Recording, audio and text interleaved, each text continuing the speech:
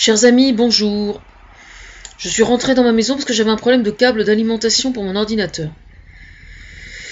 Alors, aujourd'hui, je vais vous parler de l'émission Complément d'enquête hier soir, qui était consacrée à Vladimir Poutine, à l'Ukraine, etc. Alors, j'ai pris des notes.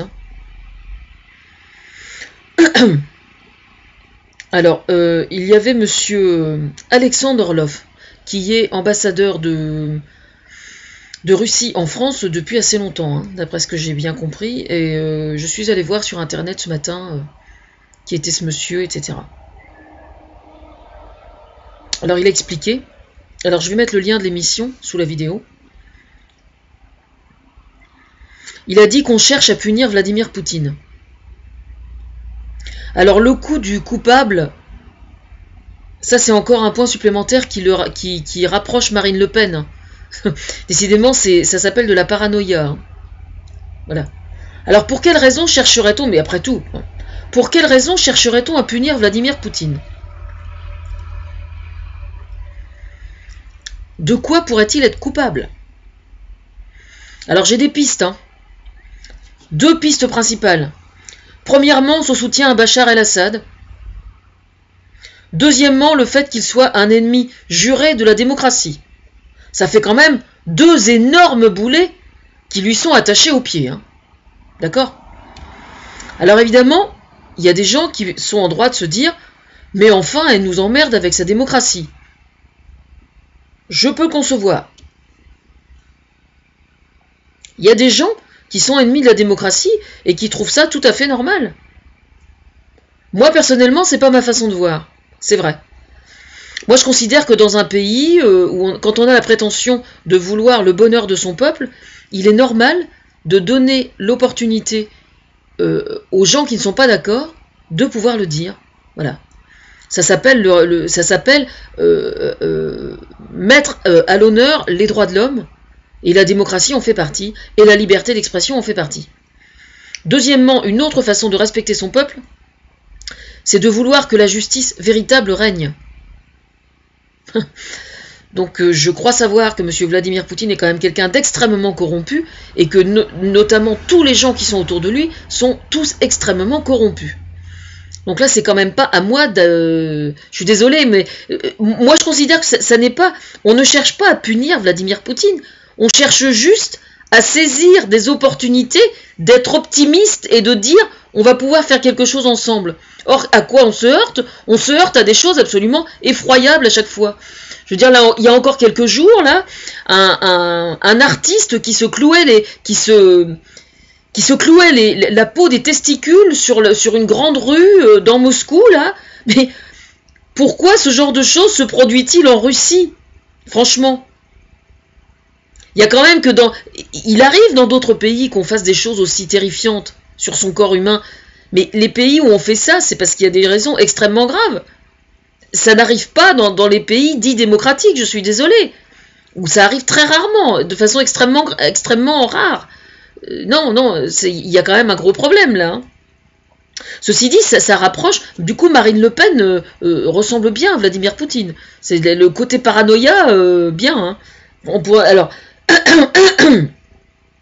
Par contre, il y a des trucs quand même qui m'ont fait surgir un peu. Alors, j'ai vu, effectivement, je suis allée sur Internet pour voir qui était monsieur Alexandre Orlov, qui est donc l'ambassadeur de Russie en France, et donc quelqu'un qui connaît très bien la culture française, et qui visiblement s'accommode très bien de la démocratie française, Il n'y a pas de souci, il connaît bien la France, il connaît bien les régions, il connaît bien notre culture, il connaît bien nos valeurs politiques, la démocratie, le droit de vote, etc.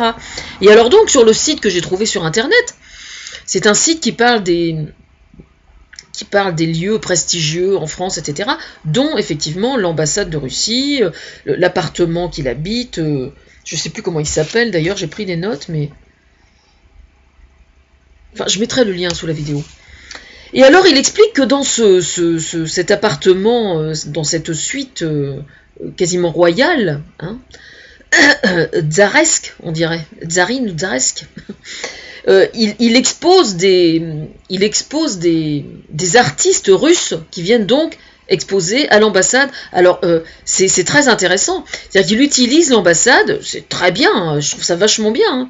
Mais alors, autant l'ambassadeur de Russie en France fait preuve d'une certaine ouverture d'esprit, hein, pour mettre en valeur les artistes russes, autant en Russie, ils ont juste le droit de fermer leur gueule, quoi. À part pour se clouer la peau des testicules, quoi. Enfin, je schématise un peu, hein. On est bien d'accord, je schématise. C'est quand même ça, quoi. Alors par contre, la cerise sur le sommet de la pièce montée des grands jours, c'est le clin d'œil à Georges Brassens. Alors, il cite la mauvaise réputation. La mauvaise réputation, c'est ça en fait. Vous comprenez? Vladimir Poutine est un original, et en fait, comme il ne rentre pas dans la norme, eh bien il est stigmatisé. C'est le mauvais élève de la politique internationale. Voilà, la mauvaise... Alors évidemment, les paroles de la mauvaise réputation, ils ne supportent pas qu'on suive une autre route qu'eux, etc. Mais le problème, c'est qu'il faut voir les paroles qui suivent, celles-là. Hein, c'est-à-dire que normalement, on doit être censé être bienveillant par rapport aux autres. Dans la chanson de Brassens, c'est ce qui est dit. Hein. Je vais mettre le texte de la chanson de Brassens, tant qu'à faire qu'on puisse bien en profiter, puisqu'il n'y a pas de raison, hein. Alors pourquoi Brassens? Bah oui, évidemment, c'est lié à moi, parce qu'il se trouve que moi, si je n'ai jamais été une contemporaine de Brassens, malheureusement je dirais, il se trouve que de par ce que je suis et les valeurs que je véhicule, Brassens y est pour beaucoup, effectivement, parce que Brassens est un de mes maîtres à penser, et je suis notamment l'inspiratrice de plein de choses qui ont été faites au sujet de Brassens au sein de France Télévisions, dont certains, un téléfilm notamment, voilà, et donc, bah oui, effectivement, Brassens, ça se rapproche à moi, ça se rapporte à moi. Effectivement. Donc c'est moi, en fait, c'est à moi que c'est destiné, ça. Et donc je vais mettre les paroles de la... Alors il y a une chose qui est sûre, en tout cas, hein, c'est que Brassens, hein, il est mort, Brassens, c'est vrai. Hein, mais franchement, hein, si le fantôme de Brassens tourne autour de l'ambassade de Russie, il a de quoi se retourner dans sa tombe. Hein. Ça doit être pour ça que Thomas m'a mis Monsieur Marcel de Renan-Luce sur mon mur hier, parce que franchement, il a de quoi se retourner dans sa tombe. Hein. Parce qu'il faut quand même savoir que s'il y a une valeur qui est commune à tous les grands maîtres de la chanson française depuis tout le siècle dernier, hein, y compris même entre les deux guerres ou avant les deux guerres, c'est bien l'humanisme qui sortait de la chanson française dans ces années d'or. L'humanisme, hein, avec un grand H. Hein. Donc qui dit humanisme, dit droit de l'homme, dit droit de vote, dit liberté d'expression. Voilà. Et puis il y a quand même autre chose, hein, que je tiens à rappeler à monsieur Alexandre Orloff, c'est que moi je lui ai écrit il y a quelque temps, je lui ai écrit, il doit y avoir environ 6 mois, au sujet des membres de Greenpeace qui ont été arrêtés par le gouvernement russe, par les hommes de Vladimir Poutine, et qui sont en prison. J'aimerais bien avoir des nouvelles, moi. Hein. Alors faire des clins d'œil à Georges Brassens, ok, mais dans ce cas-là, on assume et on va jusqu'au bout. Hein. Voilà. Moi, je me suis dérangé, moi, ce jour-là. Hein. J'ai payé le train, enfin je sais pas si j'ai payé, enfin oui j'avais payé le train ce jour-là, hein, pour aller à l'ambassade, pour porter la lettre. Non, j'y étais allé pour rien, on avait refusé de me recevoir, je ne sais pas pourquoi d'ailleurs, et au retour j'ai écrit à ce monsieur, je n'ai jamais eu de réponse.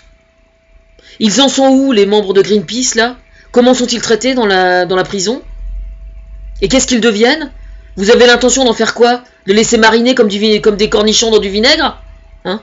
C'est bien gentil de vanter les mérites de Georges Brassens. Encore faut-il être à la hauteur des valeurs qu'il défend, lui.